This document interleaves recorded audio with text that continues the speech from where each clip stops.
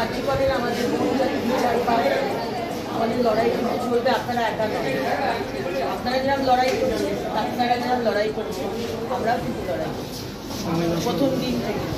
সুতরাং এইখানে যারা মহিলা, আপনারাও যে করতে রয়েছে বিভিন্ন যদি বিষয় হয়,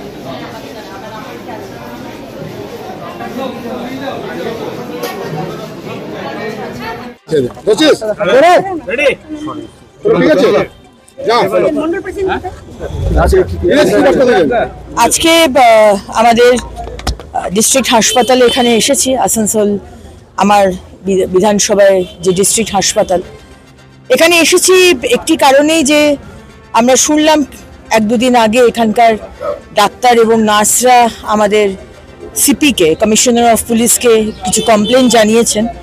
এখানেও কিছু বিষয় রয়েছে, তারা সুরক্ষিত মনে করছেন না নিজেদেরকে।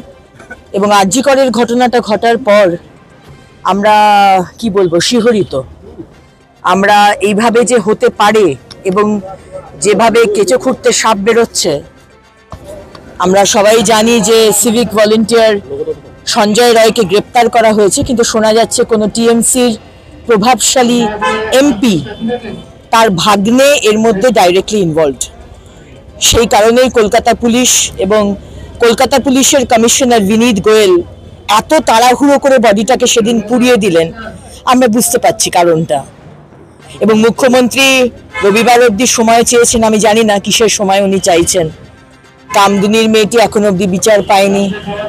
রামনবমীর মিছিল করতে গেলে অত্যাচারিত হতে হয়, খুন হতে হয়, তাও সিবিআই তদন্ত চলছে। দাড়িভিট রাজেশ তাপস খুন হলো, সেটাও সিবিআই তদন্ত চলছে। শুধু সিবিআই ছাড়া গতি নেই, সিবিআই তদন্তই চাই।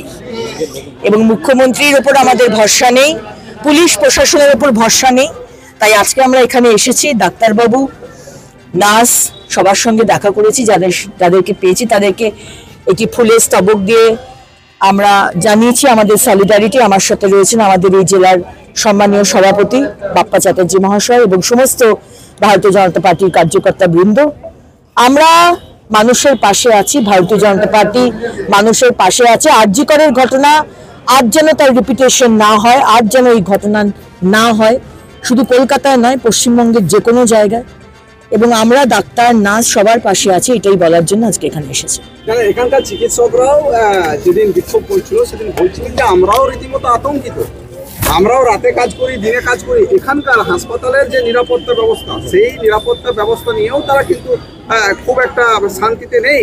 তারাও বলছেন পুলিশি পহরা বাড়াতে হবে, অবাঞ্ছিত যারা ঢুকে, যারা হাসপাতালের ভেতরে, সে অবাঞ্ছিত প্রবেশ এখানে রয়েছে। দেখুন, আপনারা এটা নিশ্চয়ই জানেন, পশ্চিমবঙ্গের মানুষ জানে যে প্রতিটা ডিপার্টমেন্ট, সেটা আদালত হোক, সেটা আমাদের হাসপাতাল হোক, স্কুল হোক, কলেজ হোক, প্রতিটা জায়গাতে আমাদের মুখ্যমন্ত্রী মমতা বন্দ্যোপাধ্যায় এবং টিএমসি সরকার পলিটিসাইজ করে দিয়েছে এবং এখানে সিন্ডিকেট চলে।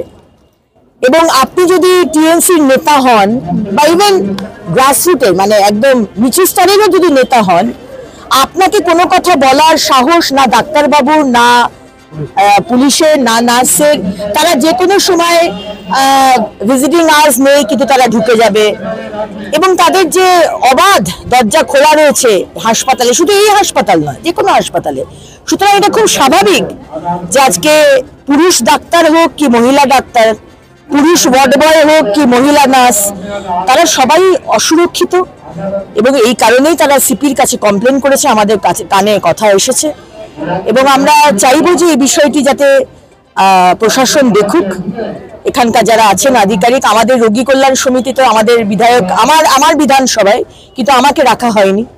নিয়ম মতো যেখানকার বিধায়িকা তাকে রাখার উচিত, কিন্তু এটাই হচ্ছে রাজনীতি। যখন কেন্দ্র সরকার কোনো বিষয়ে কোনোদিন সেই ত্রুটি হয় না, বাট কোনো সময় যদি না ডাকা হয় তখন তারা বিরাট রাজনীতি করে। কিন্তু অথচ এই বিধানসভা আমার, অথচ আমি বিধায়িকা হয়ে আজকে এই রোগী কল্যাণ সমিতিতে আমার নাম রাখা হয়নি, সেখানে মলয় ঘটকের নাম রাখা হয়েছে। তিনি থাকতে পারেন মন্ত্রী হিসেবে, কিন্তু আমার নামটাও রাখা উচিত ছিল। কিন্তু এখানে প্রতিটা ব্যাপারে রাজনীতি, বিরোধীদের মুখ বন্ধ করে দেওয়া এবং এই তৃণমূলের মানে উলচিংড়ে নেতা থেকে শুরু করে মন্ত্রী অবধি তাদের যে ঔদ্ধত্য এবং তাদের ল অ্যান্ড অর্ডার না মানা, এটা কিন্তু আমরা বরদাস্ত করব না। সুতরাং আমি সতর্ক করব এখানকার পুলিশ প্রশাসন আধিকারিক যারা রয়েছেন, আমাদের যে হাসপাতাল নিয়মের মধ্যে রাখুন, আর আরজি করের মতো ঘটনা যেন দুবার না হয় এটা দেখে নিন।